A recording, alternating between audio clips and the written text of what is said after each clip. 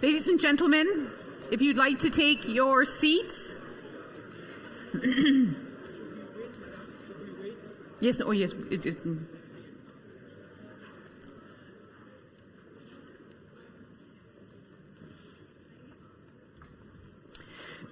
you know, ladies and gentlemen, journalists love nothing more than to be taken seriously.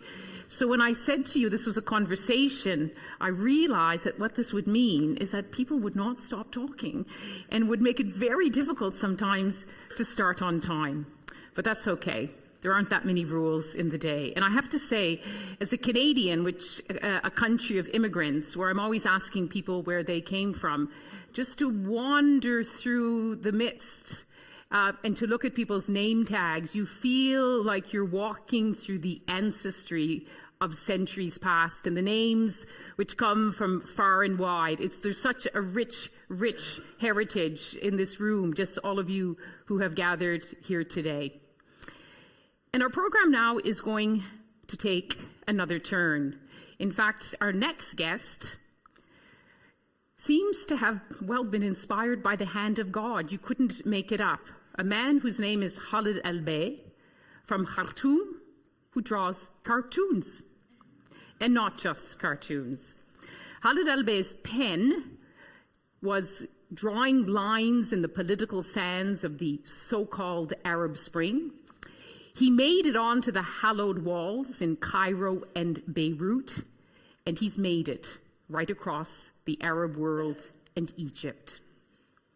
Read his Twitter account, and he describes himself as self-proclaimed artist, political cartoonist, illustrator, designer, a dyslexic, of course spelled in a certain way, writer from the two Sudans.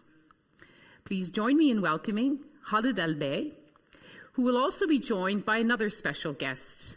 Everything today is exactly the same, but completely different, because he will be accompanied by an oud player, a Palestinian, Zaid Tayem, who's Palestinian and Dutch. Ahlan wa sahlan.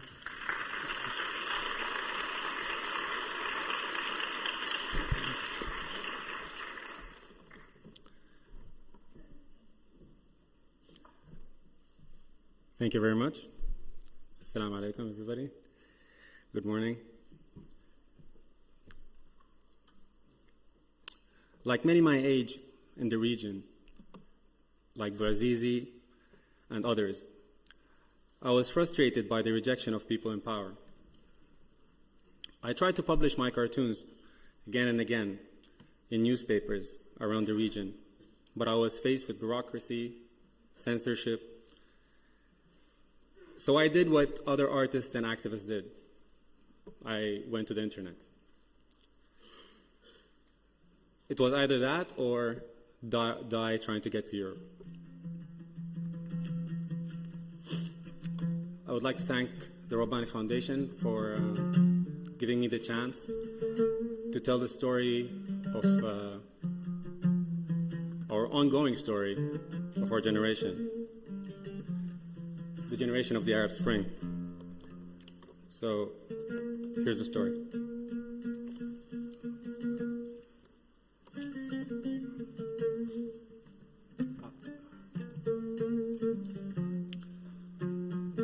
We were perfect.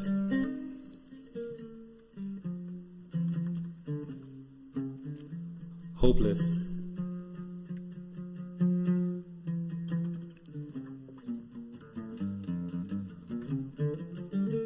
But it all started with hands reaching out.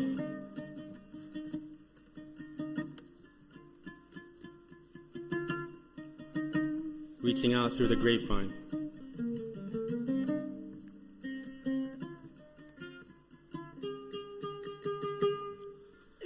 The first god fell.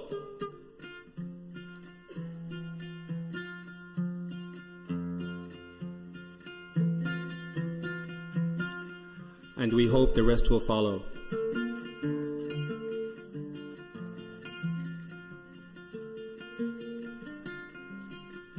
It was as clear as math.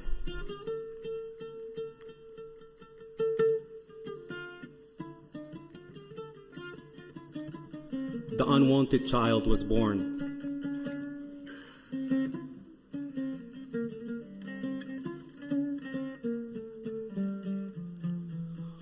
But they had held on.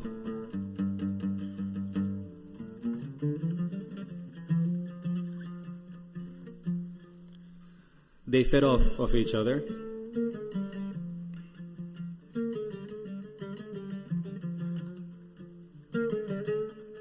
But we had to keep going.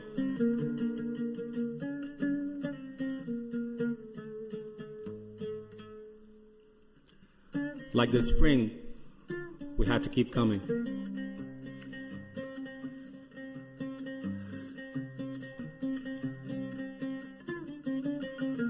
We were one since a very long time.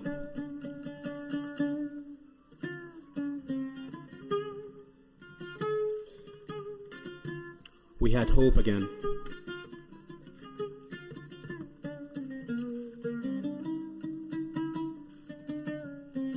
And again.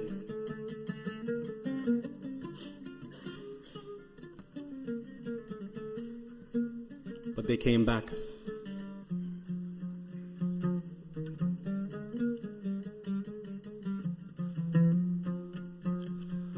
They called it reforms.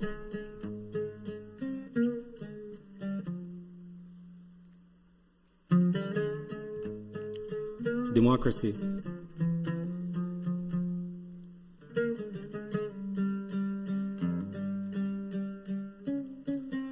We parted ways again.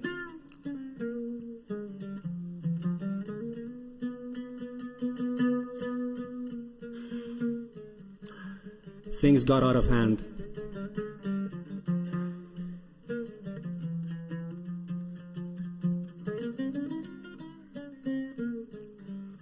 We were confused.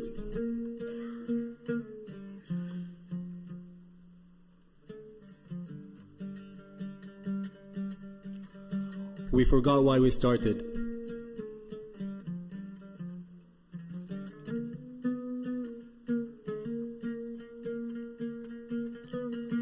So we did it again.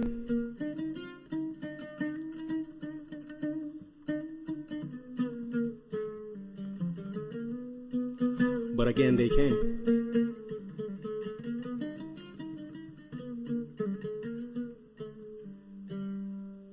And again.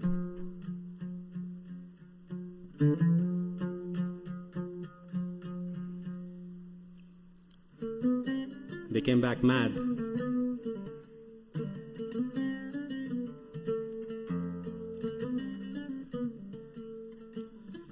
They hunted us down.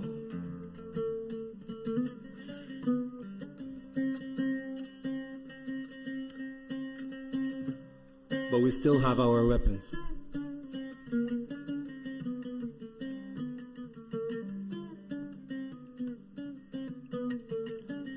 And inshallah, we are almost there. Thank you.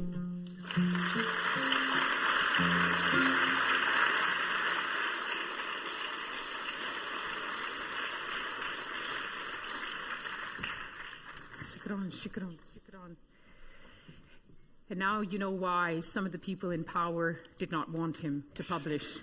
Thank you very, very much. What no better illustration of how sometimes it's not just a picture is worth 1,000 words, that a cartoon is worth even more. Thank you very, very much, Halalbey. And I think you're also happy to answer a few questions. This is a rare opportunity for you to ask such a leading cartoonist.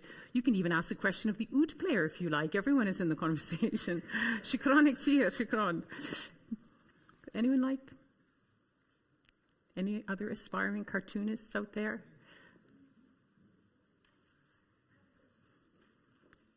Everyone is simply speechless. My name is Adil Awaji. I'm just curious, what was the momentum where you actually started drawing these cartoons? What was the trigger? Each of these cartoons I did the same day of an event that happened. The one with Tunis as an octopus, that was the same day that the revolution started to happen, and it was all over Al Jazeera, and people were talking about it. So, and there was so much hope And as I said, I exist online. I only work online, and this is where I met a lot of other artists. And there was so much hope that this will spread, and we all knew that it will all spread because we all knew we were all the same. It doesn't matter where you are in Sudan, in Tunis, and in Egypt. We all want positive change. So each one of it comes with its own story. And your last cartoon seemed to suggest that you haven't completely lost hope. It was entitled Almost There. What keeps you hopeful? We have nothing else. What kind of reaction have you been getting to your...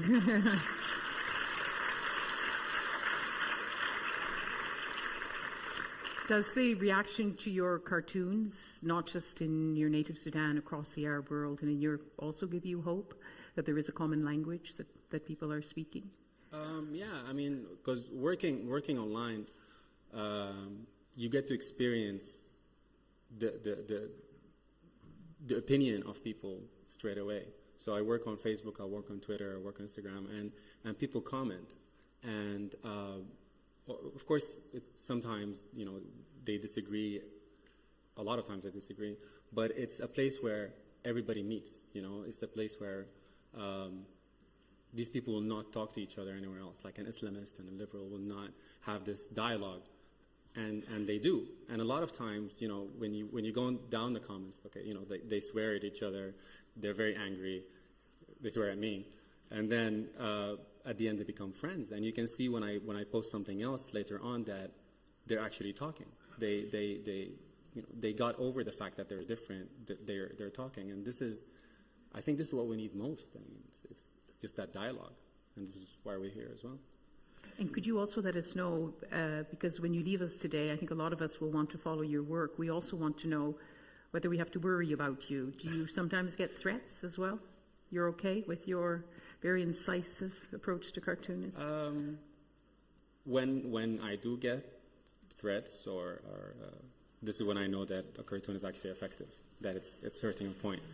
And a lot of or most of my cartoons are not.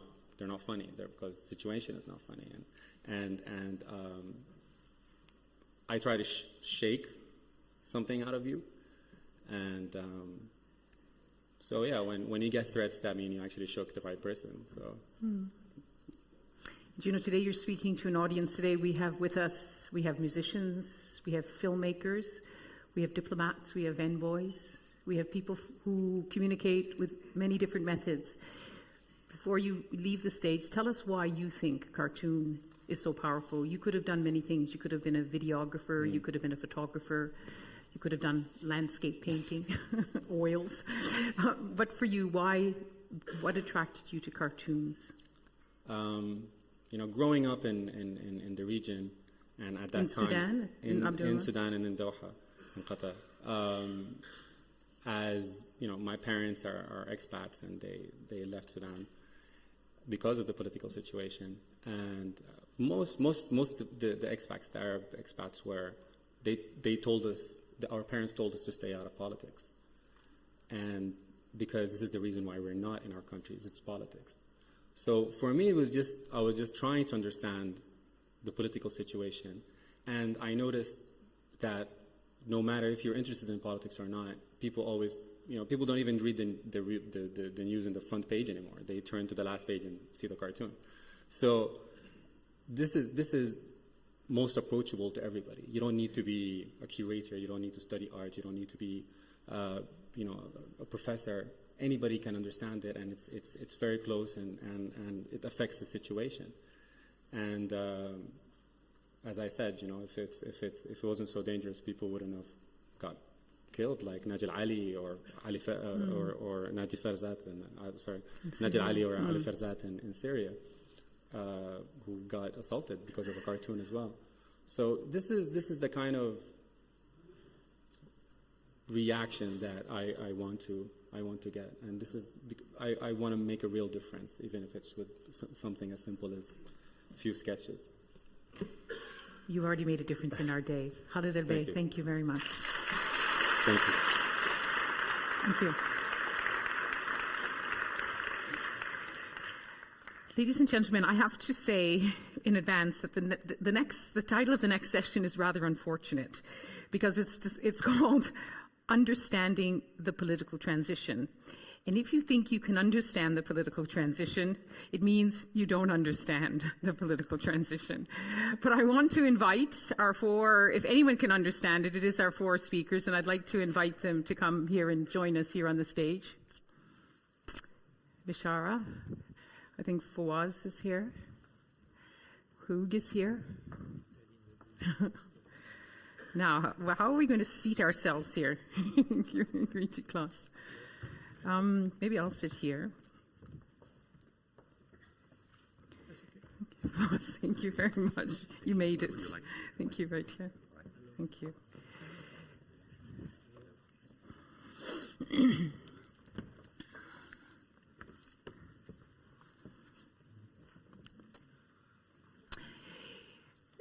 I was very struck by a comment that Lakhdar Brahimi made, and it's a reflection that I've also had so many times. What was it?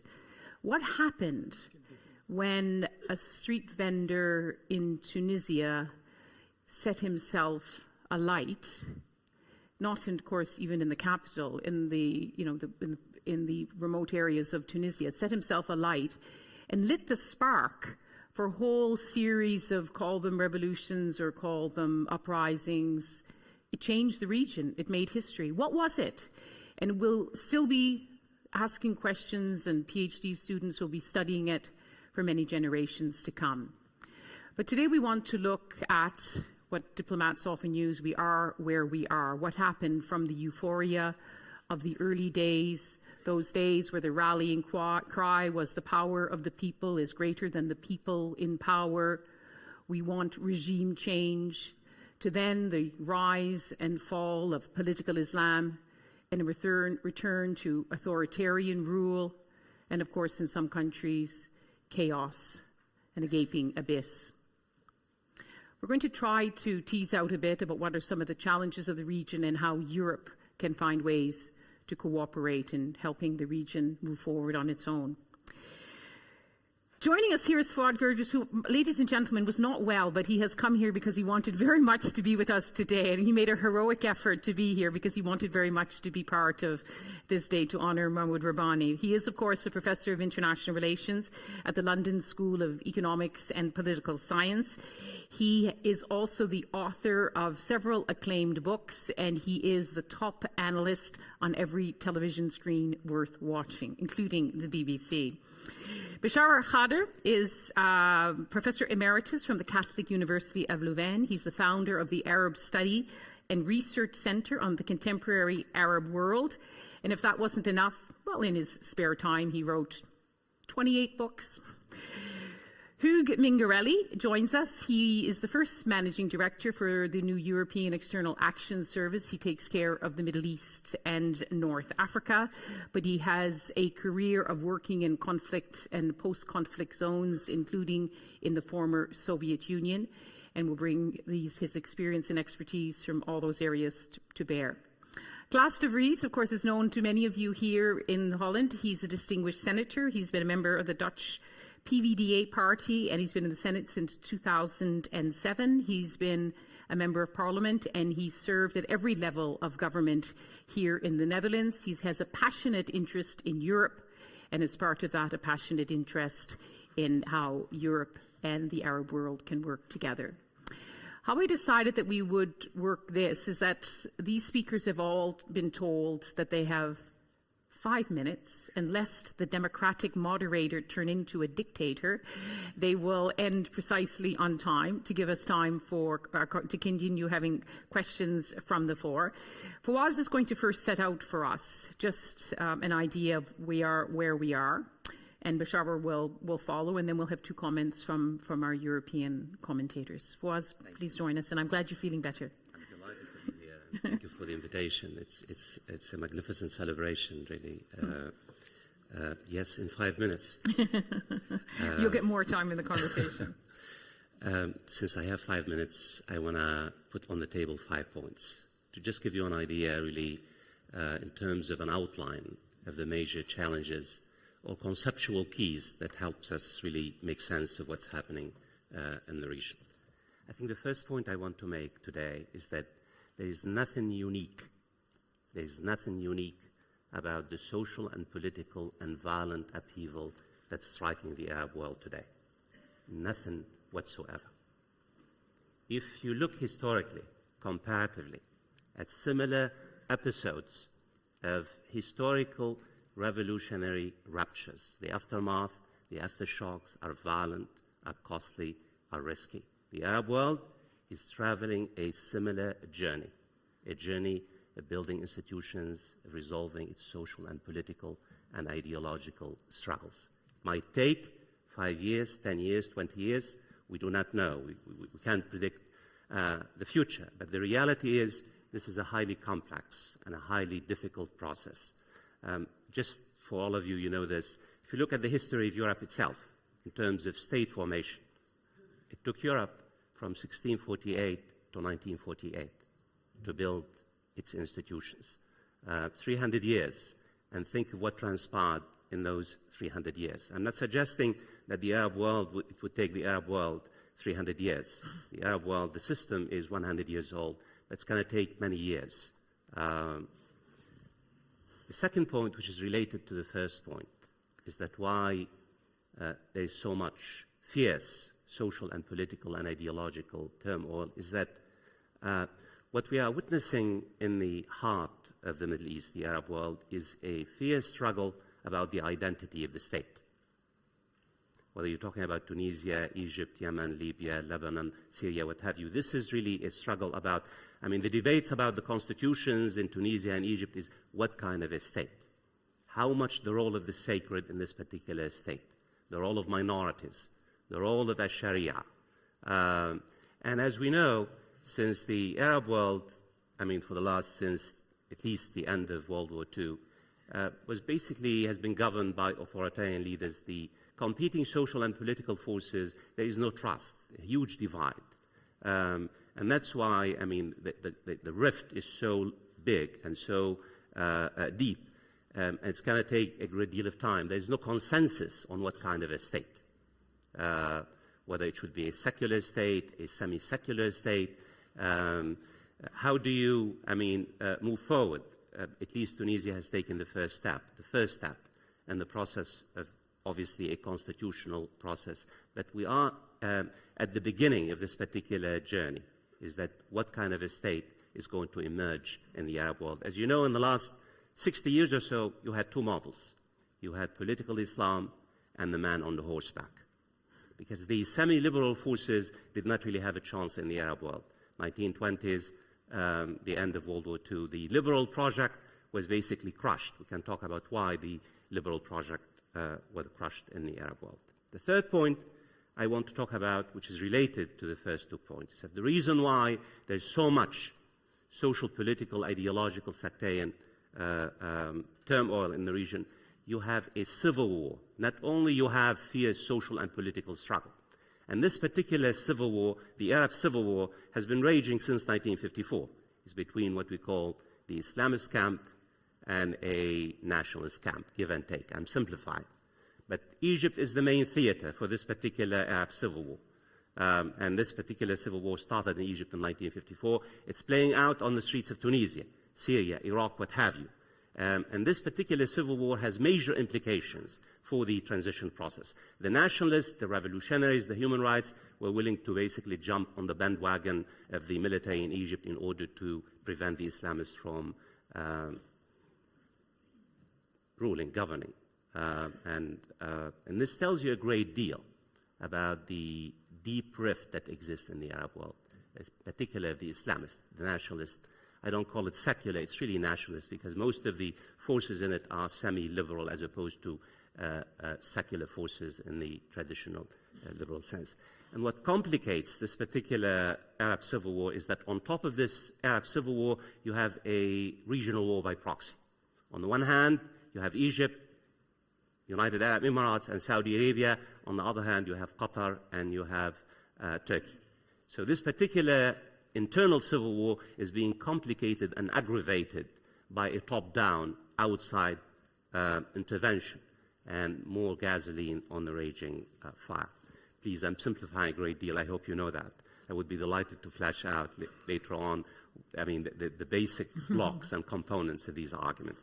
My fourth argument is that another complicating factor in this particular equation, why there's so much turmoil, violent turmoil, what have you, is that the two most influential forces today in the Middle East, not just in the Arab world, Saudi Arabia and Iran, and I'm being very blunt, they are counter-revolutionary forces.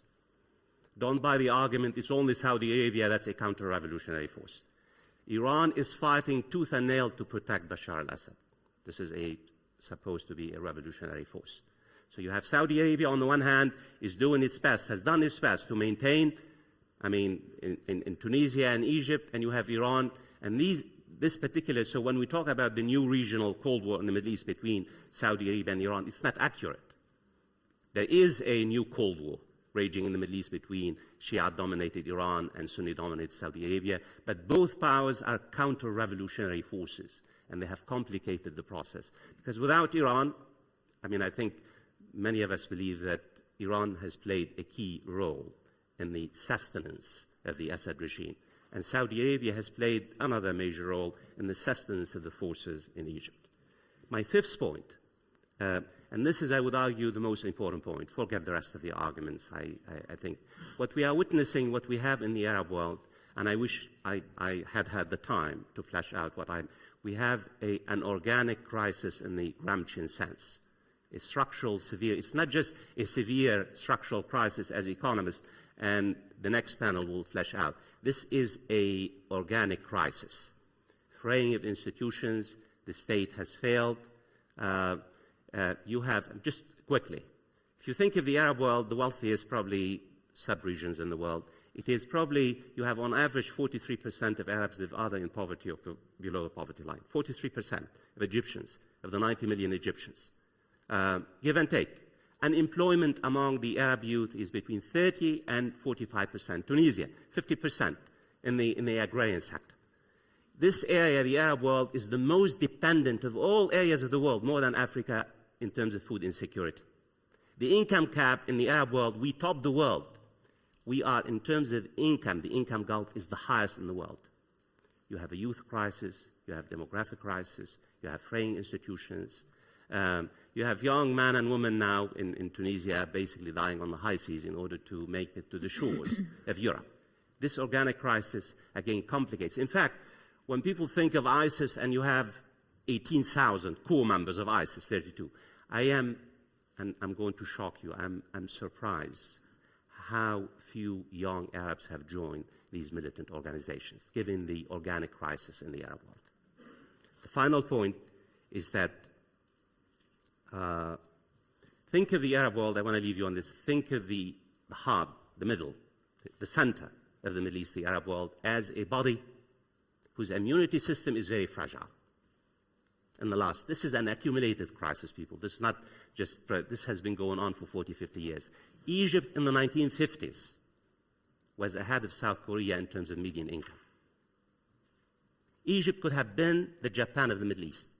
Libya could have been the Norway of Europe. Lebanon, I don't know, the Paris or the Switzerland of Europe. This is the cliche. That this is the body, the lack of immunity system. When a body, I am ill, I have no immunity system. All kinds of viruses now can easily infiltrate my body, truly. ISIS, Al-Nusra Front, tribalism, sectarianism, these are manifestations of a structural crisis. They're easy to infiltrate. There is nothing unique about the Arab world and ISIS except that its immunity system, the state, the fragility of the system, and thus all kinds of viruses and social epidemics are really infiltrating this body politics. And the implication is that this is a long crisis, because Jumana asked me to talk about, implication. The implication is it's going to be a very prolonged, very costly, very risky, very dangerous journey. But we should not basically say there's something unique about Arabs or Muslims. Or this is, if you look at historical, sociological context in the international system, what's happening in the region, in fact, what's happening in the region in comparative terms really is less violent than other regions in comparison to European countries. And where is Europe in this? Nowhere to be seen. I mean, hardly. Whether it's in Tunisia, whether in terms of Egypt, Europe I can understand why America can't do it. I myself have lived most of my life in America. I understand the American political system, but where's Europe here? Where's the European voice in trying to assist countries putting their house in order institutionally? The building blocks, resources, training. Tunisia, think of how little basically Europe has contributed to Tunisia. This is at least a promising model, very, very little. And final point is that Europe cannot shield itself anymore. The Middle East, whether you're talking about Libya or Tunisia or Egypt, you cannot basically say for a variety of reasons, not just because of immigration, this xenophobic notion that they are. It's more than that. Because of contiguity, because of globalization, because of terrorism, because of many instability in the neighborhood, we basically have spillover effects. In this particular sense, I mean, I would finally say that I do hope that in this long, complex, costly process, that Europe would find its voice and basically invest considerable resources, not in terms of charity, in terms of investment in the youth, in the Arab world, which is the most biggest component of the Arab population at this particular moment. Thank you. Thank you.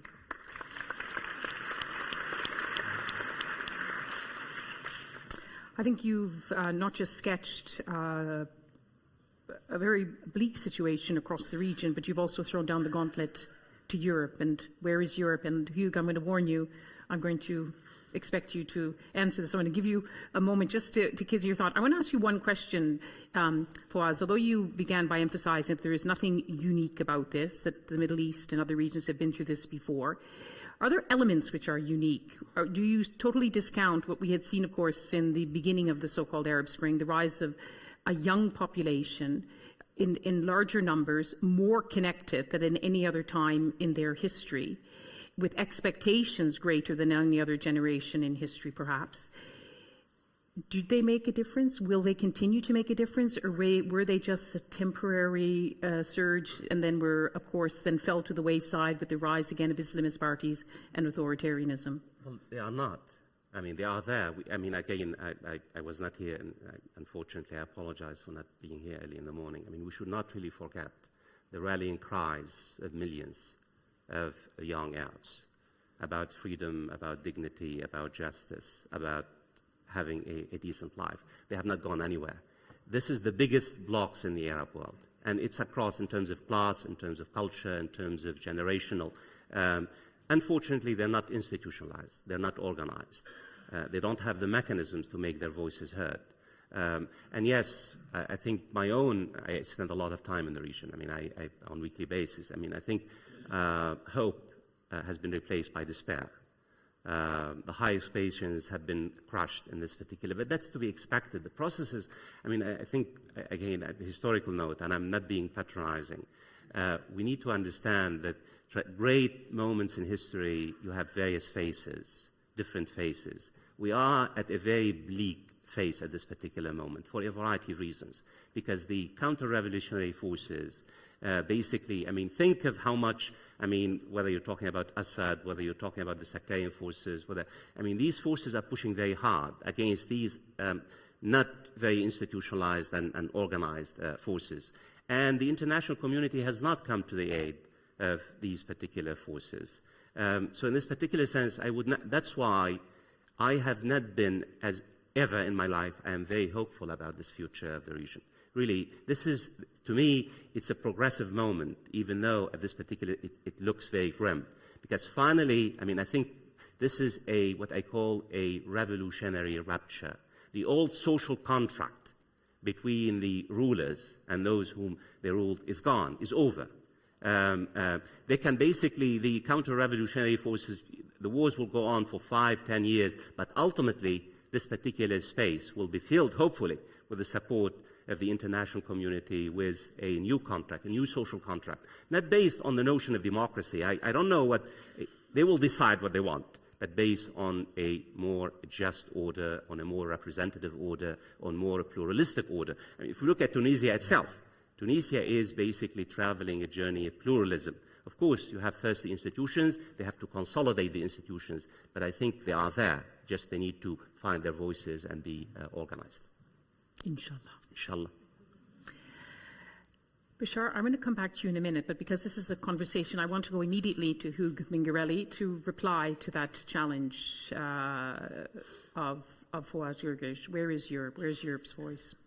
Before trying to explain where is Europe, and it is a difficult task, you will all agree about that, I want to say that I share totally your view that what is going on today in most of the Arab countries, in North Africa, in the Middle East, namely a deep crisis, should not come at all as a surprise. It would have been a miracle if Arab countries would have been able to move from autocratic regimes to more or less democratic systems in 2, 3, or 4 years' time. This kind of transition is not a matter of years, it's a matter of decades and probably of centuries. And you know that in our countries, after more than 2 centuries after the revolution, we are living in more than imperfect democracies. And if we look at what has been going on in Central Europe over the last 25 years, Central Europe and the Western Balkans, you will see that countries which were living in democratic systems are not yet democratic societies. So, and I insist on that because many people draw the false conclusion that Islam is not compatible with democracy, the conditions are not there for Arab countries to move towards democratic system. These are nonsense. They have started a transition process. It will be a long and bumpy road. There will be a lot of setbacks, and we don't know what the ultimate goal will be. Not necessarily the kind of Western democracy we have here.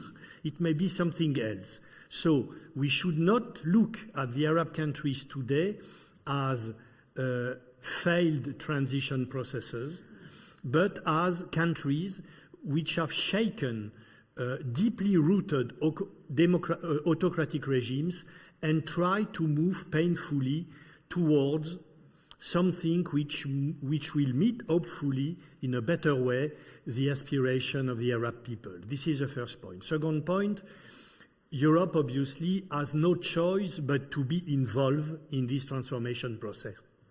For all geographic, historical, economic, and cultural reasons that we all know, we have no choice. What is going on in the Arab countries today is not a foreign affairs for Europeans. It is a domestic issues. Because what is going on tomorrow or today in Libya, in Egypt, or in Syria has a direct and immediate impact on Europe in terms of migration, in terms of terrorism, in terms of economic development, in all the areas you all know. So we have to be there, and we have to be engaged for a long-term commitment. Now, what do we have to share with the Arab countries today? We have to intervene on 2 fronts.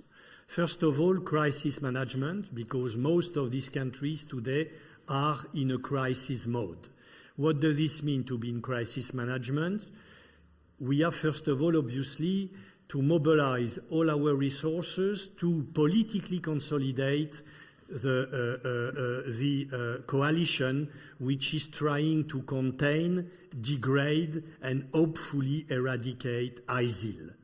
We are doing that. Next week we will have, next Wednesday in Brussels, a meeting at ministerial level of all countries participating to the coalition fighting ISIL. We try to play a role with our limited means in this coalition. We have to address as well the issue of the so-called foreign fighters, because if ISIL is so powerful today, it is to a large extent because of these foreign fighters. But the foreign fighters are not only a problem for the Syrian or the Iraqi, they are a problem for us in Europe as well. So we have to be serious in addressing this problem. We have as well to mobilize our resources to stem the flow of resources which go today towards ISIL. In particular, the illicit sale of oil. And we are working on that with all our allies. I can give details if you are interested later on, but I have 5 minutes. I cannot give details now. We have obviously near to the Middle East to be mobilized on Libya to reach a ceasefire as soon as possible, because this country is really on the verge of a civil war. And we have to do more on Libya to reach a ceasefire and trigger a national dialogue. We have as well, obviously, to try to tackle the security crisis in Yemen, because beyond the fate of the Yemeni people, what is at stake is the stability of the whole Arabian Peninsula and the situation in the Horn of Africa. And there is no need to add to the current chaos in the Horn of Africa with Yemen in the hands of either the Houthi or Al-Qaeda affiliated groups. And we have obviously to assist those countries who are still on a transition path, like Morocco, Tunisia, more or less Egypt, Jordan. What can we do beyond the crisis management exercise? We have to share our experience in terms of transition. What does this mean in 2 words? First of all, we have to assist these countries to draft new constitution. That's what we are doing in Tunisia. And not only in Tunisia, we have been able to deploy EU experts in constitutional matters in a number of Arab countries to help them draw up new constitutions. We have to help them when they have new constitution, to help them prepare and conduct decent, credible elections. That's what we have been doing in Tunisia. Maybe you don't know. But for each election since 2011 in Tunisia, we have developed what we call in our bureaucrat jargon election observation mission with hundreds, I insist, hundreds of observers throughout the country to make sure that the election were taking place in credible conditions. Once we have done that, we have to assist these countries to put in place the checks and balances which are necessary in all democracies. That's what we are doing in countries like Jordan, Morocco, and Tunisia.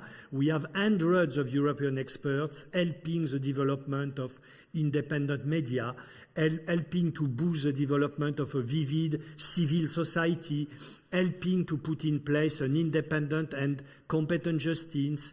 We have to put in place as well law enforcement agencies who meet the aspiration of the people and not only the leaders. That's what we are doing in countries like Morocco and Tunisia. We help overall the security sector. We have as well to do everything possible to better manage with these countries the migratory flows. This is currently a weak point. In the EU, we have very much insisted up to now on the security concerns of European countries. And we all know why we have to do that. Look at the result of all the election in European countries in the last few years.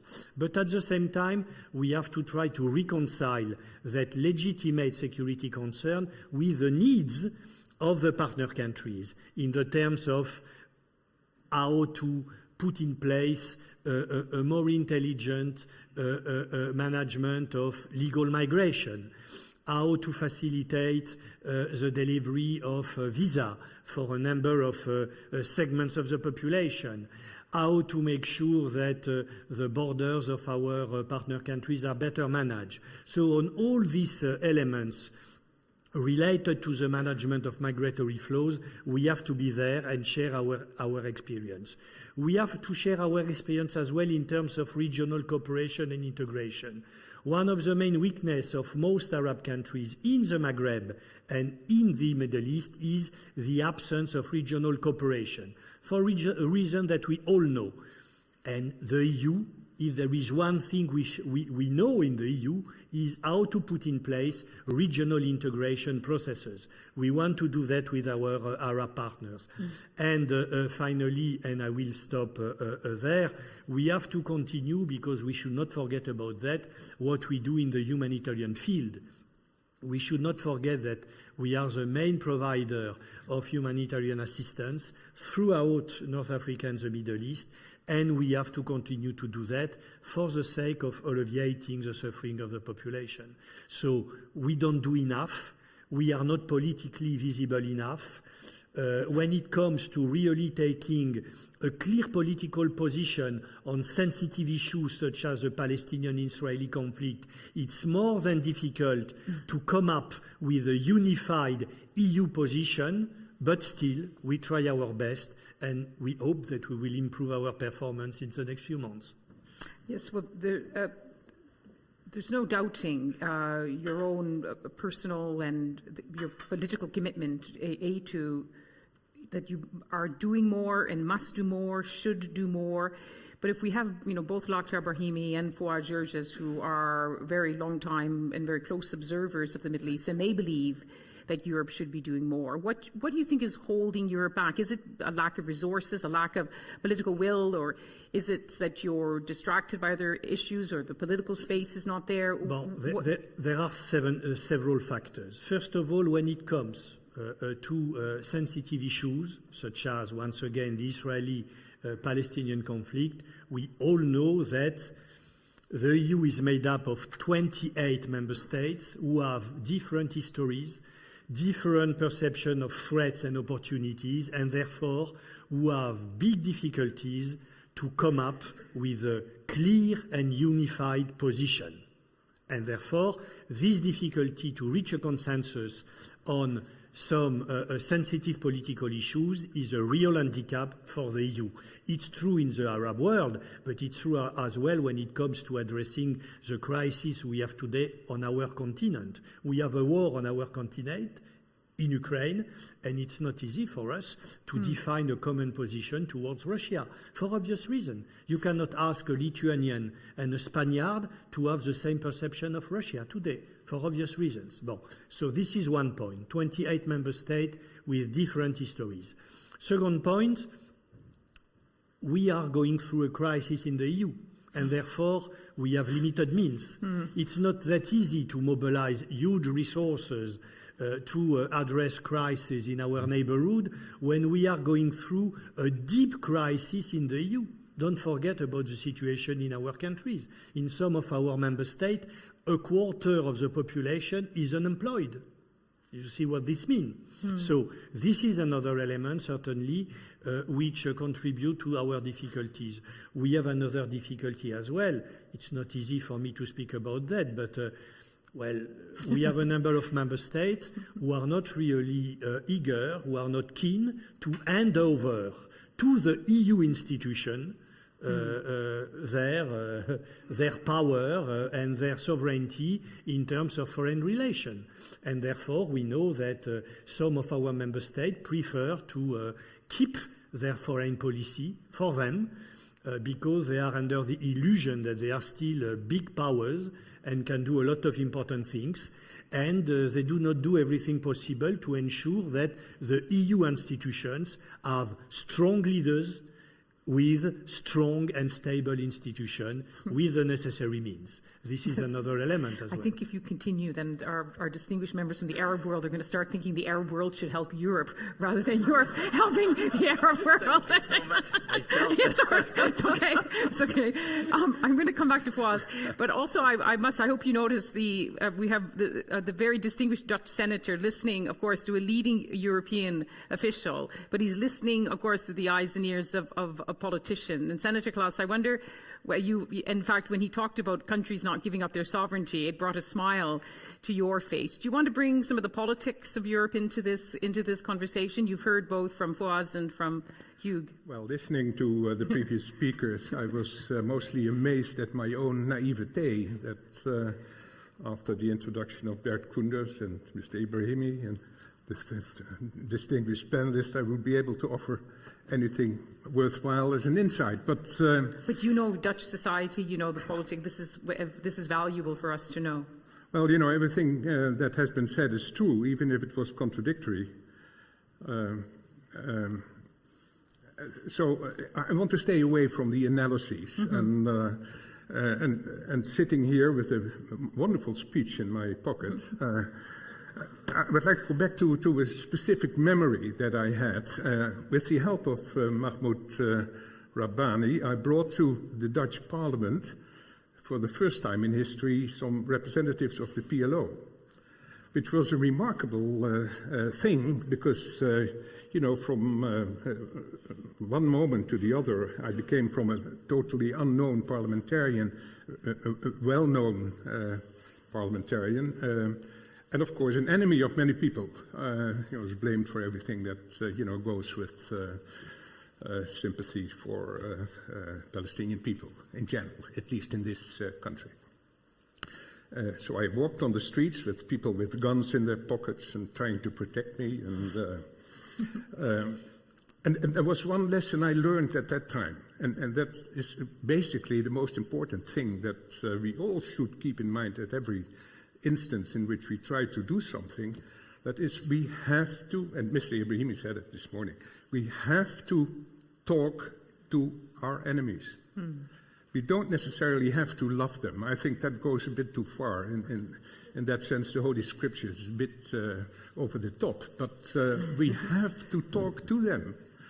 And we have to talk with them and try to understand what their positions are and their insights and their endeavors. And if you don't do that, you're creating your own problems.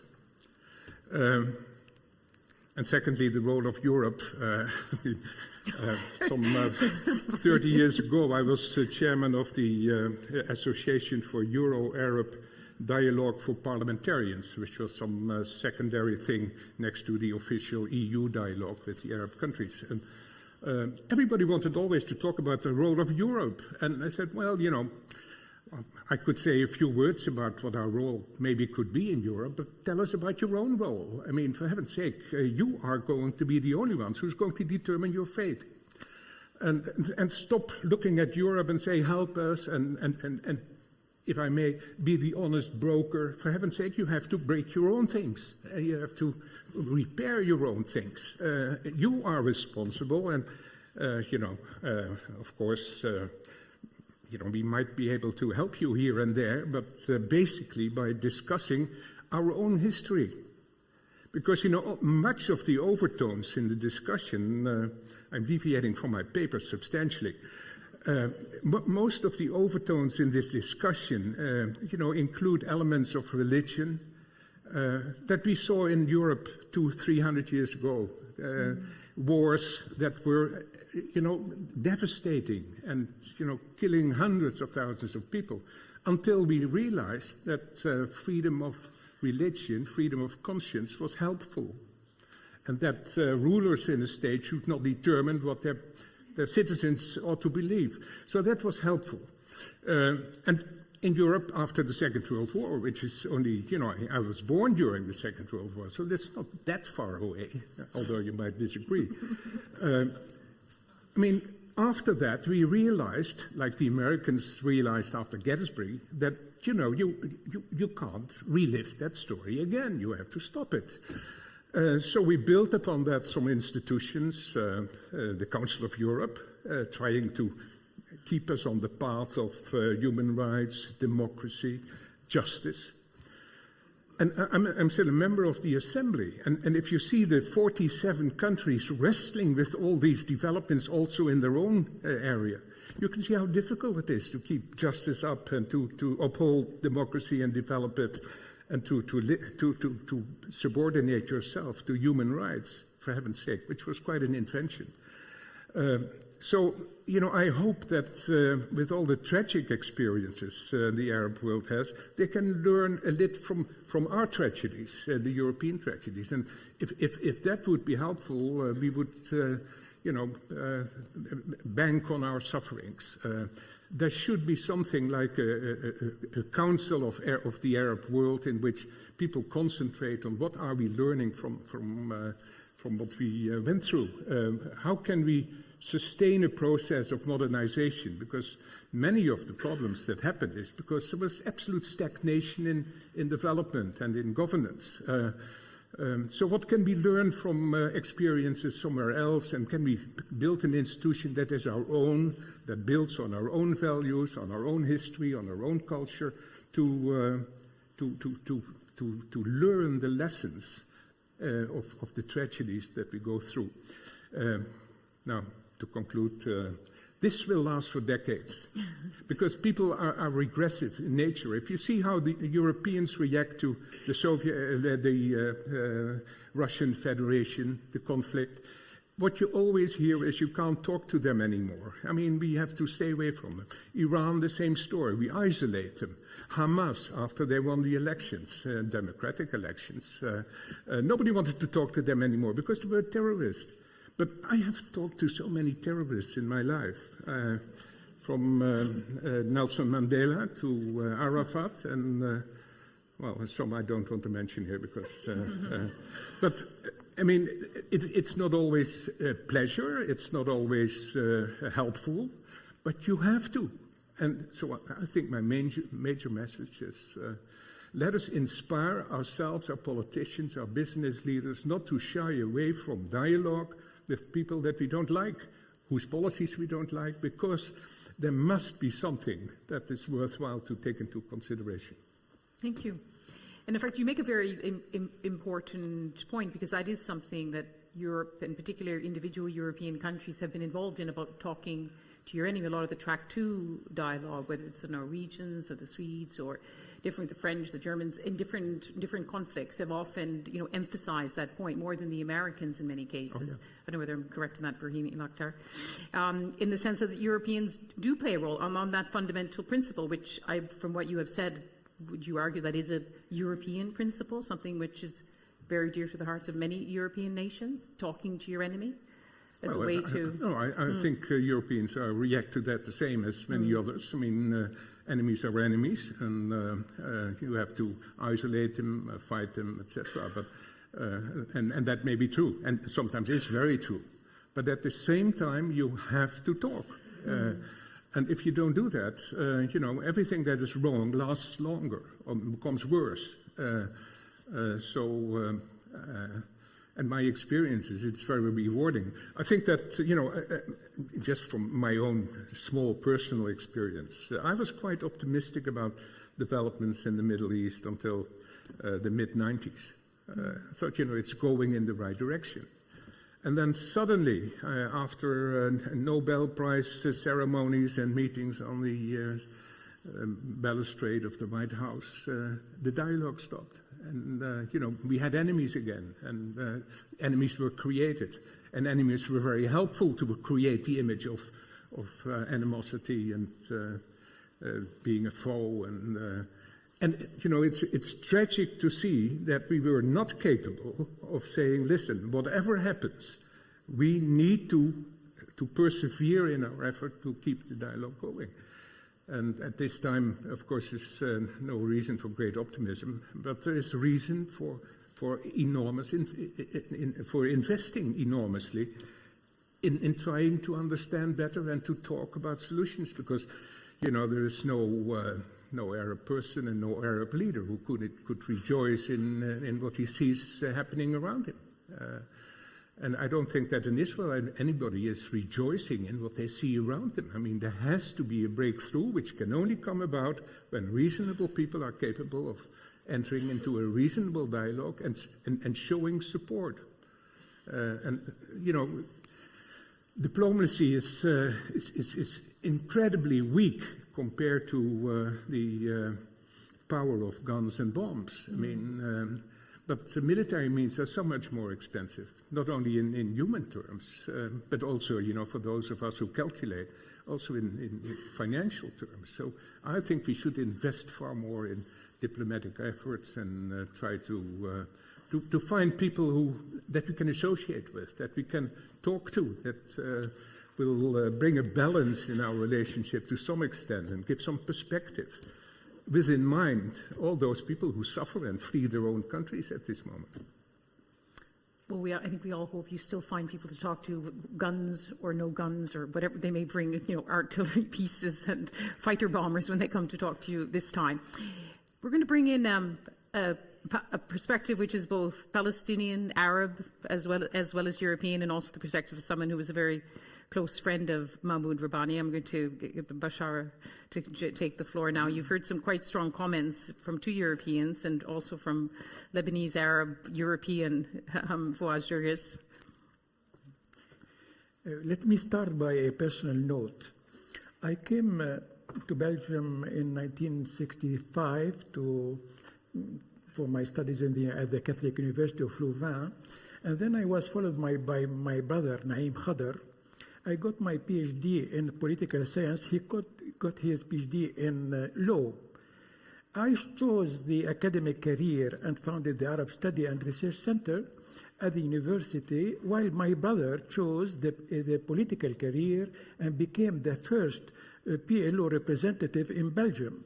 At a time when we had the oil crisis of 1973, the second oil crisis of 1979, we became close friends of Mahmoud Rabbani. And my brother has been a linchpin in the launch of what was called the Euro-Arab dialogue, which allowed the European Union to forge a common policy with regard to the Palestinian question, recognizing the legitimate rights of the Palestinians, the right of the Palestinians to self-determination, the right of the Palestinians to a homeland, the right of the Palestinians to a state, and this has culminated in the Venice Declaration. And I think that my brother with other ambassadors have been very instrumental in this forging of a common European foreign policy with regard to Palestine. And the Venice Declaration has all the parameters of a just solution of the Palestinian question. Unfortunately, it did not prosper. Why I make this personal note? Because my brother has been assassinated in Belgium on the 1st of June 1981, and he has been mourned by Mahmoud, who was his close friend, as much as he was mourned by the Palestinians and by my proper family. I continue the work of my brother as bridge builder, but in the academic field. And Europe and the Arab world have become not only my passion, but also my profession and my obsession, in the sense that I think that there's no future for Europe disconnected from its southern rim, and there's no future of the Arab world without the European countries. We share a historical legacy. We share geographical neighborhood. That's why one of my books has the title Europe and the Arab World, Cousins and Neighbors. We are cousins by history. We are neighbors by geography. The second point is following up what is happening in the Arab world, below the surface and above the surface. I noticed that the revolution was forthcoming. As a matter of fact, when in the 80s I was signing my books, I used to write in French, il n'y a pas d'exception arabe, not paraisse de comprendre le monde arabe exceptionnel. There's no an Arab exception, but our laziness to understand the complexity of the Arab world is exceptional. And in the 90s, I used to write, after the Arab winter, there will be an Arab spring. And in the year 2000, I used to write, it is before the dawn that the night is the darkest. Avant l'aube, la nuit est la plus noire. So I was feeling that something is happening below the surface, that the rage was boiling, because I was following sociologically, anthropologically, economically, and demographically what was going on in the Arab world, but I couldn't answer if I was either when and why and how. Well, Muhammad Bouazizi told us when. He just set himself on fire. It was the spark, but the root causes were there since the 80s with the putrefaction of the authoritarian system in the Arab world. So Second point is Tunisia has set an example for all the Arabs, and the wind of change started in Tunisia because all the parameters of what I called the happy revolution were reunited in Tunisia. Small geography, educated people, urbanized youth, frustrated youth, vibrant civil society, empowered women, an army fraternizing, at least neutral with regard to the revolution, people who just broke the wall of fear, and obviously a country which was sociologically homogeneous, without divide, sectarian, confessional, or linguistic divide. And moreover, in Tunisia, there were no significant geopolitical or geostrategic stakes of regional or international actors who would intervene and eventually pervert or confiscate the revolution. Well, if you take this example and you compare the case of Tunisia with other countries, you will understand why Syria is the counter paradigm of a happy revolution. Why in Bahrain we had the protesters who have been eventually silenced, and why in other countries, things have evolved differently. Well, this is a key to decipher what appears to be a sort of complex situation. No, le monde arabe n'est pas complexe. The Arab world is not complex. We are just lazy to understand and to have the keys to understand what is going on in anthropology, sociology, demography, economy, and eventually in culture. The third point is that Europe has forged significant, coherent, declaratory policy with regard to the Arab-Israeli conflict. The latest is the recognition by some European states of the state of Palestine. But before that, the labeling of Israeli products in 2013. And before that, the recognition by the Europeans of the necessity of a Palestinian state living side by side of Israel with Jerusalem as its capital. All these things have been officially declared in statements of the European Council and the Commission. What is problematic is the gap between expectation and performance, between rhetoric and action. And it looks that Europe has a role in the Middle East, but this role has no actor. Europe has stayed as junior partner in the peace process, leaving the United States as a godfather. But the United States, as you know, is not a honest broker. To such an extent, then, when Arafat was discussing with Yehud Barak in July 2000, he said, I had got the impression that we were in tandem. I was on one part, and Barak and Clinton was on the other side. So Europe has played a sort of junior partner in the peace process. And Europe has been, shy to accompany its declarations by significant actions. They say we should not punish Israel, we should not sanction Israel, we should persuade Israel. But is Israel capable of being persuaded by the Europeans? So I argue that in spite of its megaphone diplomacy, I quote an Israeli writer, the European argument has been put clearly, sufficiently enough, and the fact that Europe has always adopted a legal position with regard to the occupied territories has boosted Palestinian claims and has been instrumental in the recognition of the world community of Palestinian right to self-determination. Thank you very much. Thank you very much. Thank you very much. This is the problem when you ask university professors. They're being very tough with us. You know, Fawaz was tough with us. Now we're being told that we're lazy. But thank you very much for your searing critique, and also for sharing your story about both your friendship with Mahmoud and also about your brother's tragic fate.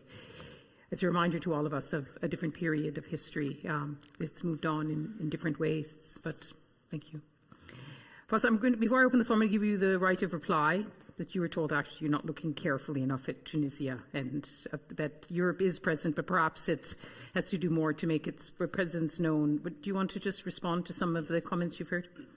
I think I have heard you, and I know you're on a personal level, and the advisors and the constitutional attorneys and on and on and on. Is this really what Europe really could do? Is this really what we, the world, would expect of Europe? I mean, think of what Europe did in the aftermath of the end of the Cold War to Eastern Europe. Think of the investments. Think of the productive basis. Think of the training. Think of the billions of dollars of semi-Marshall plans. Where are they? I think, yes, I understand the internal economic crisis, but I think this is a philosophical crisis. Europe is inward-looking as opposed to really being forthcoming, proactive, taking into account the realities that it faces. The second point, quickly, because I don't have the time. I, myself, I've written extensively on European and American foreign policies, in particular American foreign policies. I must confess I have given up on American foreign policy. I really have. I lived all my life in America. I moved to Europe 6 years ago. And anyone who knows the American system, yes, it's very complex, the American system, but it's dysfunctional. Europe is closer to us. Europe has a historical imagination. Europe destiny, there is an umbilical cord between Europe and the MENA region. And yes, they are our neighbors. And Europe can benefit a great deal from a kind of, really rebirth, cultural rebirth, economic rebirth in the region. I don't see Europe. I don't see a conceptualization of the relationship between Europe and the MENA region. Conceptualization that takes into account we don't need the money. The biggest cash flow in the world is in this part of the world. $200–300 billion a year cash. It's looking for a place to be invested. I'm talking about leadership. I know the American leadership is somewhere else. Where is the European leadership? Point one. Point two, on the Arab-Israeli conflict. And here I feel very passionate, so I'm... You don't have to resolve it today. Don't worry, Fawaz. Exactly. Yes. As you all know, from the 1950s up to the present, American strategy has been based on a very simple premise: to exclude every other outside player from the Arab-Israeli diplomacy, whether it was the Soviet Union, whether it's Russia, whether it's European allies. This is the strategy. It has been so. It's consistent. I'm not saying anything original itself. At this particular question, I would argue, where is, we keep saying, where is Europe in this particular story? Okay. Because the Americans cannot do it. Barack Obama cannot do it. He lost, as you know, he tried the first year, he lost to Benjamin Netanyahu. Israel is not just not listening, Bshara. Israel is creating facts on the ground, devouring the land, cancelling the very prospect of two-state solution. We're delighted that European parliaments are taking action into their own hands, but again, I don't see any conceptualization that takes into account that there is a power creating facts on the ground, stealing Palestinian lands, and the Americans can't do anything about it except chicken shit. They leaked the statement. That's the extent of the American anger, instead of standing up and owning to what they basically... This is what I don't see. I don't see the leadership. I don't see the commitment. I don't see the investment. I don't see the conceptualization, and I don't see really an appreciation, even though you say that really the importance of the MENA region and the Arab world to Europe. Okay. I just want to get a sense from the floor. You've heard some very impassioned comments from both sides. Unfortunately, I don't know whether we have an American representative here who wants to have the right of reply, or but just by a show of hands, how many of you European or Arab, how many of you believe that Europe is doing enough commensurate with its interest and its means? How many of you believe Europe now is doing enough when it comes to the Arab world? How many of you in the audience believe that Europe can and should do more in terms of a relationship with the Arab world? Doctor, you didn't make up your mind. You... Well, I just... No, but... We're here to help. I have been the one to say that the EU is not playing the political role it should play in Arab countries. So I will not change my mind now. But if I can just... There's a question for you here from Jeff Hannon. Is it much more important? If I can just answer on 2 points. When you say that we are politically inexistent, I have said myself that in the Israeli-Palestinian conflict, we are not a major political player. You are right, and I told you why. Because you cannot get the same position from between the 28 member states. You have member states who want to really do something more for the Palestinian, and some member states which, for historical and other reasons, do not do anything which would harm or impose any constraint on Israel. It's a fact. On Syria, ask Mr. Brahimi if when he tried to negotiate a political solution, he had all EU member states with one position. You have member states who want to say, after all, we have one way or another to engage with the Assad regime, and some member states who say Assad is not a partner. The main objective should be to get rid of Assad at any price. The EU is not there. It's a fact. You are right. I cannot deny that. Bon. Now, regarding the lack of investment and the fact that we don't do for the Arab countries what we have been doing in Central Europe over the last 25 years, investment in a market economy is not triggered by states. It's the private sector who decide to go or not to go. And if private companies decide 25 years ago to start investing in Slovakia, in the Czech Republic, in Bulgaria, in some countries, it was because, obviously, there was a certain stability and there was an EU membership perspective. Bon. We cannot offer an EU membership perspective to Arab countries, but we try to integrate them gradually in our EU single market.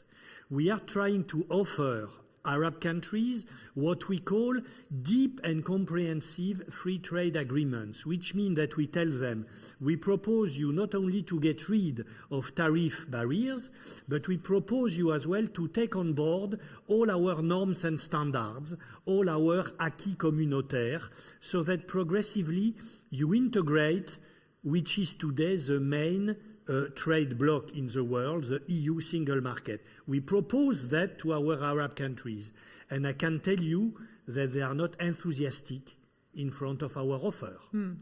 After 3 years of discussion, we have started the negotiation of a DCFTA with Morocco, and that's it. For the others, they are still thinking about that. I don't even talk about Algeria, who don't want to hear about that, because they are convinced that we just want basically to place our products and companies on the Algerian market, and we don't want at all to open our market. But believe me, it's not that easy. We try, we don't do enough, but we try, and on the other side, we don't always have the interlocutors who are ready to take on the EU offer. Merci. Merci beaucoup. La vie est très dure. Merci beaucoup. Okay, let's take some questions from the floor. We've been given permission to cut 10 minutes into the lunch if I have the agreement of the gathering. Gentlemen. Thank you. My name is Mauritius Wijfels. I'm a Dutch corporate lawyer with a 100% MENA-based practice, and I teach corporate social responsibility and rule of law into those audiences in the MENA. And you speak very fast. Yes. I'm sorry. I don't want to sort of like talk too long. Okay. My question. I'm glad the private sector came up. Can we turn this around? This is for the whole panel, but especially for the two European members.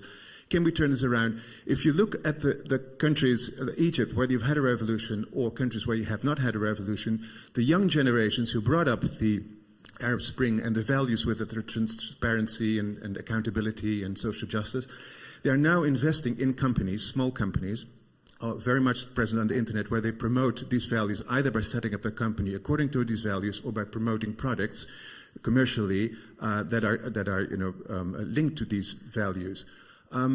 Can we use our leadership and can we use our extensive experience in Europe by providing support in building the private sector, which doesn't mean, as it was pointed out, the money is there, but perhaps the knowledge and experience are there. And as we all know, if you build a strong private sector, ultimately it will set its own demands, its own values, that will be in correspondence with the original revolution. So that could we as Europeans enhance an organic growth as a response to an organic crisis? Very good point. I want to take a few questions just to get a little bit of energy coming from the floor. Right over here, there's a gentleman here. Yes, right here. A microphone here. So developing the private sector was the first point. Yes. Thank you. My name is Paul Aerts, teaching Middle East politics at the University of Amsterdam. A question for Mr. Mingarelli. We heard our foreign minister this morning saying on the less for less and more for more, a very critical remark, which was almost unbelievable in my ears. He said, this is very naive and very simplistic, i.e., we should get rid of it. And we all know that the more for more principle is one of the key principles. Thank you. Thank you. And this gentleman here. My name is Smith. I have a question to each of the four panel members, and it's the same question. Suppose that you would be given 10,000 euro today, each of you, and you have to spend it in 1 week to improve European-Arab relationships with a very bold action or whatever you think. What would each of you do with the 10,000 euro? We love this. It's turning into Dragon's Den. Okay, I know there's a question here and there's a question here. I want a lot of the questions are heading toward you, Hugh, but let's start with that last one because it's a very good one because it will tell us a lot about what our thinkers from very different backgrounds will say. Senator Klaus, you're a man of great courage. Where would you spend it? 10,000, you said? Yes. You have a week to spend it. You might spend it in a day, but you've got a week. Yeah, it's a pretty cheap solution, would it be? No, I mean, I don't think, by spending something on a project or whatever, I mean, you can do something good, but... the idea is what would your priority be, in other words? Well, if I would have to spend it today, I would give it to refugees. Okay. Yes, and everybody should do that. But, if you want to invest in long-term relations, which should happen also, I mean, you should invest in the organizations who entertain relations. You should invest in your diplomacy, in your politics, in political exchange, in everything that the foundation does. I mean, that is useful work. But, I mean, I think that you should really distinguish between things that you do in the short run and that are, like a plaster on a wound. But try to do something that might have some structural results in the end. Okay. You're a man who knows about finances. I would probably invest in exchange programs for students to train the youth and to make sure that they are exposed to more or less democratic societies. Good. All the students, please note after the session. Shara? Well, I would do as Jean Monnet used to say, I would invest in culture. I mean, you cannot invest, in the Arab world if the perception of the Arab world here is a perception of a world unstable, insecure, and violent. So we have to educate our journalists in order to present a more open-minded view of the Arab world and to encourage gatherings like this one and to multiply these gatherings in Netherlands and in other European countries in order to make understand how we are neighbors. You bought not just a culture project but the approval of a lot of young people here. And the first point I would say before I decide on what to spend, conceptual point, anything that must and should be spent must be part of a structural, comprehensive strategy. It's not just about piecemeal. I was asking earlier about whether there was a kind of a conceptualization on the part of Europe for the MENA region. I was asking about whether there was any particular strategic vision, a blueprint. I mean, the MENA region, the region in the Middle East, could be declared a war-devastated area, similar to Europe really after World War II. It requires this kind of thinking. I was not thinking of bits and pieces. Of course, Europe has been doing bits and pieces since the 1990s. It's the banker in a way. The Americans look at Europe as a banker. But again, to reiterate what my colleague said, the youth, and the youth. I mean, after all, between 60 and 62% of the Arab population are below the ages 28 years old. Training, education. My question to you, how many scholarships does the European Union give? Wouldn't it be wonderful if a conceptualization, and I'm not just imagine 1,000 scholarship every year. I mean, it's a 1,000 scholarship in Morocco, 1,000 scholarship for young people. How much would it cost? Let's calculate the numbers as opposed to 1,000. Would be part of a developmental strategy on the part of the European Union and European countries. Good. And for the audience, I'll point out that being youthful is a state of mind as well as an age. Hugo, but a very good question about the private sector. Europe is already involved. You mentioned about trade, and there's two questions about policy and. We are involved in trying to putting in place cooperation program in favor of the private sector, especially small and medium enterprises. But you are totally right. We should do far more. One of our many weaknesses is that we are focused mainly on government-to-government relations. And we have become aware over the last few years that we have to do far more to back the development of the private sector and to support the role of the civil society organization in the political, economic, and social transition. So you are 100% right. And we try to improve the way we work with the private sector and the civil society. And the second question on more for more, I agree with you that we have to do more for those countries which show clearly a strong political will to reform and to move ahead in the right direction, which means that today we should, in the Maghreb region, for instance, we should do more and focus a lot on Tunisia, because this is a country which is on track with the reform process. But at the same time, you cannot say less for less, because when a country is a total failure, like today Libya, can we just forget about Libya? You cannot. You cannot. You have no political class, you have no state apparatus, no public administration, but still you have to do everything possible to try to limit the damage and put Libya back on track.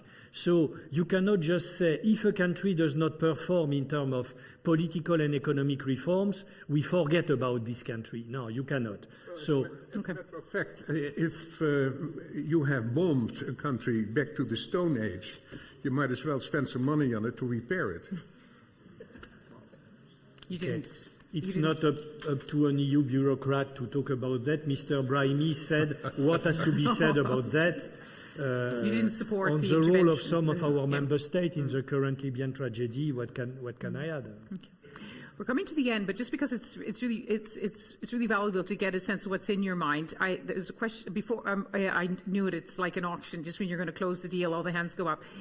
There's a gentleman here, the woman there, and the gentleman there. But I've noted other people with their hands up, and we'll try to carry the questions over to the next time. I'm very sorry about that.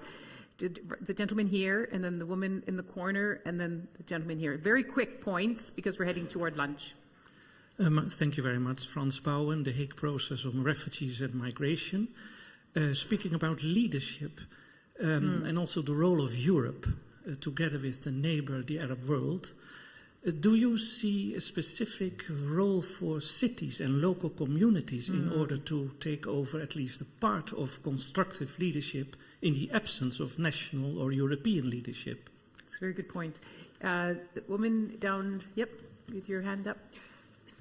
Right there, and then it'll be the gentleman there. Yes, right there. So if you want to get a microphone. The woman, put your hand up, please, so we can bring the microphone to you. Unless you changed your mind. Hi, Jida Qamhawi from Jordan, ISS student. I was wondering, I'm hearing a lot about, Iran supports Bashar, so it's not revolutionary, but the world supports Israel, which has done a lot worse things than Bashar. And I hear about modernization and tolerance and Europe, but when you hear about women being told they can't go to university because they are covered, I wonder, where's the tolerance there? Where's the modernization? Where's the sincere hope? And I was just wondering, you say that the EU supports with humanitarian work and legal words statements that are always said against Israel. But I'm wondering, is it all that the Palestinians ever asked is just so one sanction, for example, one UN resolution to be taken seriously against Israel, and it hasn't happened yet. Don't you think that has a lot to do with the trust and the future of the Arab region in general? Thank you. Thank you. There's been a lot of comments against Israel today, which may not be surprising, but of course we're talking about a process where it's an Israeli-Palestinian process, even if it's not making much progress. But the gentleman here. Yeah, thank you. My name is Ahmed from the Saudi Embassy in The Hague. My question is, although that to Professor Fawaz, that the Arab Revolution is not unique and it happened before, but I think it's the only one that happened in time of another revolution, which is social media revolution. Do you think that this social media can speed up the process to reach political stability? Thank you. Okay. Just very quick responses. Senator Klaas, you'd be best voiced about whether local communities can get more involved, municipal level communities, in what we're talking about, the greater... Well, absolutely. I mean, there could be a great factor in mobilizing public opinion, making people more aware, knowingly, to know more about issues. So I think that is important, because you will always see that politics are reluctant to touch the issues. And if there's more discussion and more encouragement and more knowledge about all these issues, which are difficult, then that would help to encourage politics. But I think that the challenge, the major role of citizens groups is to challenge politics to speak out on issues and take a stand and a position, and to do that knowledgeable and well informed. So there's an enormous role. And there's no political party or politician who will touch an issue if nobody asks for it. Bashar, the question about, of course, the UN resolution. Yes, I do sincerely think that the governments will not budge if there's no solidarity movement, significant solidarity movement among citizens. And I just came back from Spain, and I have been impressed by the work done by the solidarity movement in Spain and its inroads in the Spanish parliament. As a matter of fact, 10 days ago, the Spanish parliament, with the two parties, the Socialist and the Popular Party, voted to recognize the Palestinian state. So I am convinced that citizenship is an important factor. The other issue relates to the very consistency and coherence of European position with regard to the Palestinian question and to other questions. And as a matter of fact, Palestine, if the question is raised often, because Palestine is a litmus test of the consistency, the coherence of European discourse within international law. So, but don't overburden the camel's back, because we are talking about Europe as if Europe were a sort of single unit. What Mingarelli said is that Europe is composed of 28 states with different alliances and priorities. And as the Arab proverb says, the horse rider cannot run faster than his camel, than his horse. So, which means that the European Union cannot go faster than the states who are members of the European Union itself. And of course, we had a reflection of the great frustration about UN resolutions, which are never implemented, but still, your point is taken. Fawaz, your social media revolution, and we'll bring this to a close. Yep. Before I do that, yep. I want to make qualification.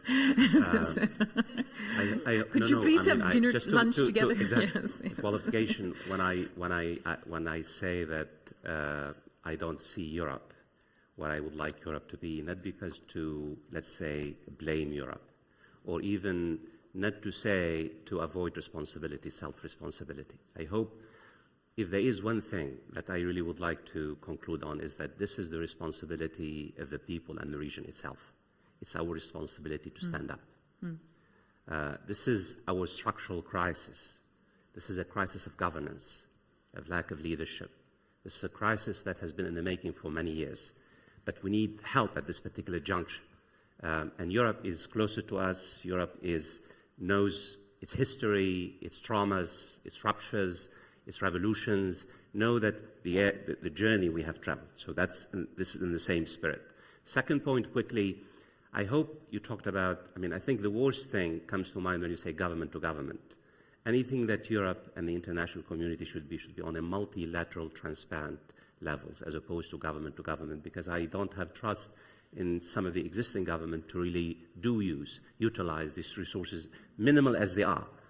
Finally, on the social media, and when I related to your question earlier on, where are the millions of Arabs who basically the cries of al-karama, al-hurriya, al-adala, what have you, they're not going anywhere. Because, and thank you for your question, because there is the new media as opposed to, it's there. Globalization, mobilization, the idea that it's not just the Al Jazeera effect. Think of the most recent Gaza war. And look how the social media, the impact of the social media, and the way the social media really exposed and really highlighted the crimes that they were committed in Gaza itself. So this is why the rupture itself, the new media contributes to the crisis, and no government in the Middle East can be immune anymore to the diffusion of ideas. It can no longer control ideas. And this is really that's what I said, the social contract is over now. It's in tatters. We have a new system, and it's a globalization, and the new media and the social media as well. It's always good to end on a note of hope. Fawaz, Bashara, Hugh, Klaus, thank you very much. And I should say we've had very interesting comments on Twitter, including one which said that if world leaders were as inspired as the panel, we'd be in a better position today. So I think join me, please, in thanking them for this. You were so good to come. We're back here after lunch at 2 o'clock, where there'll be a panel on economics, and Lutfia Rabbani will be here to moderate. Ladies and gentlemen, do come back.